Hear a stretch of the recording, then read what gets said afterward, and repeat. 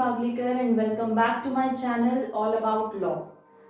आज हम बात करने वाले हैं section 10 of the Indian contract act 1872। Section 10 जो है वो बात करता है essential elements of a valid contract के बारे में। लास्ट वीडियो में हमने देखा था कि एग्रीमेंट और कॉन्ट्रैक्ट में डिफरेंस क्या होता है। मैंने समझाया था कि एग्रीमेंट और कॉन्ट्रैक्ट में बेसिकली क्या डिफरेंस है। अगर आपने वो नहीं देखा है तो आप प्लीज मेरा प्रीवियस वीडियो देख सकते हैं। हमने उसमें बात की थी कि एग्रीमेंट से कॉन्ट्रैक्ट बनने के लिए केवल एक एलिमेंट की जरूरत होती है और वो है लीगल एनफोर्सिबिलिटी। क्लियर है?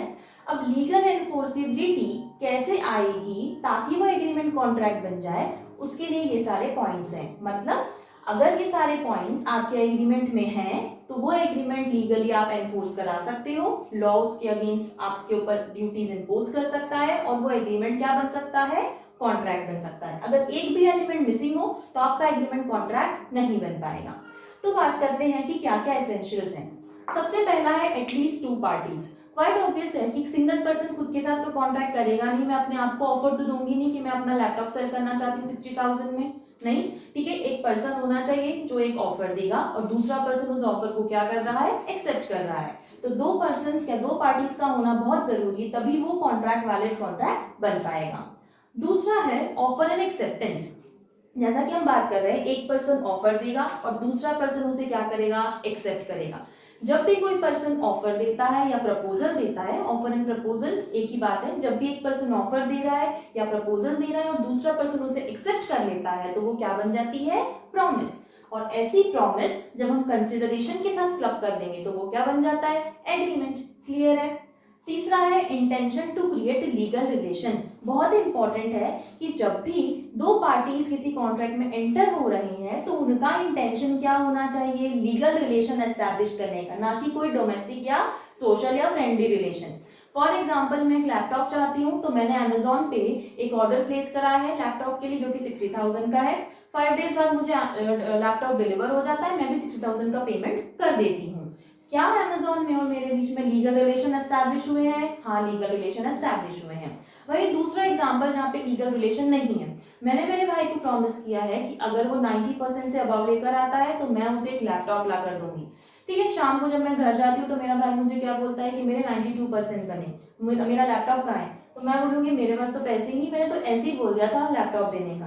क्या हमारे बीच में कोई लीगल रिलेशन है? नहीं है। क्या वो कोर्ट जा सकता है स्यू करने के लिए कि अपनी प्रॉमिस फुलफिल नहीं कर रही? नहीं जा सकता। तो वो कैसा रिलेशन था, डोमेस्टिक रिलेशन, है ना। तो कोई भी डोमेस्टिक या फ्रेंडली रिलेशन अगर आप कर रहे हो तो उसके लिए आप वैलिड कॉन्ट्रैक्ट में एंटर नहीं हो सकते हो। अगला है फ्री कंसेंट।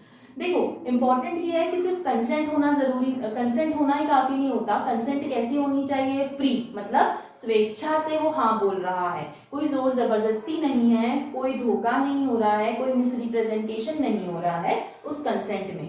मतलब अगर सपोज मैं ए के फोरहेड पे गन पॉइंट रखती हूँ और बोलती हूँ कि इन पेपर्स पे साइन कर और ये जो अपनी प्रॉपर्टी है मुझे दे दे, क्या वो साइन करेगा?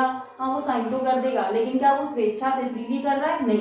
गन पॉइंट के कारण वो कैसे दबाव में साइन करेगा। तो कोएर्शन नहीं होना चाहिए, फोर्सफुली नहीं होना चाहिए, किसी भी तरीके का कॉन्ट्रैक्ट गलती से नहीं होना चाहिए, मिसरिप्रेजेंटेशन नहीं होनी चाहिए, इन सबसे फ्री होना चाहिए। अगला हो गया हमारा कॉन्ट्रैक्चुअल कैपेसिटी। इसका मतलब हुआ कि जो दो पर्सन्स कॉन्ट्रैक्ट में एंटर कर रहे हैं, दो या दो से ज्यादा पर्सन अगर कॉन्ट्रैक्ट में एंटर कर रहे हैं तो वो सब केपेबल हों। केपेबल कैसे रहेंगे? जब वो 18 ईयर्स से अबव की एज के हों। दूसरा, वो साउंड माइंड के हो। साउंड माइंड का मतलब ल्यूनेटिक या इंसेन नहीं हो, मतलब उनकी दिमागी हालत कैसी है, सही है। और तीसरा क्या हो गया कि they should not be the person who are disqualified from law, है ना। लॉ ने उन्हें डिस्क्वालीफाई नहीं करना चाहिए, जैसे कि हमारे एलियन एनिमीज। तो वो सब पर्सन्स क्या हो जाएंगे, कॉन्ट्रैक्ट में एंटर करने के लिए केपेबल रहेंगे अगर वो तीनों कंडीशंस फुलफिल कर रहे हो। फिर है लॉफुल ऑब्जेक्ट एंड कंसिडरेशन। इसका मतलब ये हुआ कि जो अपने कॉन्ट्रैक्ट का सब्जेक्ट मैटर है ना, वो कैसा होना चाहिए, लॉफुल या फिर लीगल होना चाहिए। अगर मैंने किसी पर्सन के साथ कॉन्ट्रैक्ट किया है कि वो मुझे यूनिवर्सिटी के पेपर लाकर दे देगा, ठीक है, लीक करवा देगा पेपर और वो पेपर मुझे लाकर दे देगा 5,000 रुपए में। उसने मुझे पेपर ला के दे दिए एक रात पहले, एक दिन पहले, और वो मुझे बोल रहा है कि ला मेरे 5,000 दे। अब मैं बोलती हूँ कि नहीं, मैं 5,000 रुपए नहीं दूंगी। क्या वो कोर्ट जा सकता है मुझसे 5,000 रुपए लेने के लिए? नहीं, क्योंकि हमारा ऑब्जेक्ट कैसा था, इलीगल ऑब्जेक्ट था। क्लियर है। वही एक और एग्जांपल देती हूँ। मैंने एक को बोला कि अगर वो अपनी प्रॉपर्टी मुझे नहीं देता है तो मैं उसके भाई का मर्डर कर दूंगी। क्या यहाँ पे कंसिडरेशन या ऑब्जेक्ट हमारा लॉफुल है? नहीं, मर्डर करना इलीगल है।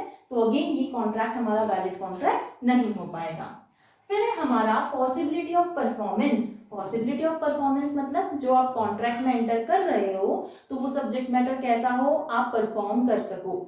चांद पे जाना, स्पेस में जाना, तारे तोड़ लाना, मतलब ऐसी कोई एक्टिविटी या ऐसा कोई उसमें काम नहीं होना चाहिए जो आप परफॉर्म ही ना कर सको। ठीक है, आपने कैपेसिटी के बाहर हो तो वो भी कॉन्ट्रैक्ट वैलिड कॉन्ट्रैक्ट नहीं माना जाएगा। अगला है certainty in meaning. Meaning in certainty in meaning का मतलब हुआ कि जो भी आपके कॉन्ट्रैक्ट की टर्म्स एंड कंडीशंस हैं, जो भी लैंग्वेज है वो कैसी हो, सर्टन हो, फिक्स हो, क्लियर हो, स्पेसिफिक हो, किसी तरीके का कंफ्यूजन नहीं हो, कोई वेगनेस नहीं हो, इजीली अंडरस्टैंडेबल हो, तो ही वो एग्रीमेंट क्या बन पाएगा, वैलिड कॉन्ट्रैक्ट बन पाएगा। तो ये सारी कंडीशंस अगर हमारी एग्रीमेंट के साथ हम ऐड कर देते हैं तो वो कैसा बन जाएगी, लीगली एनफोर्सिएबल बन जाएगी और हमारा एग्रीमेंट क्या बन जाएगा, कॉन्ट्रैक्ट में कन्वर्ट हो जाएगा।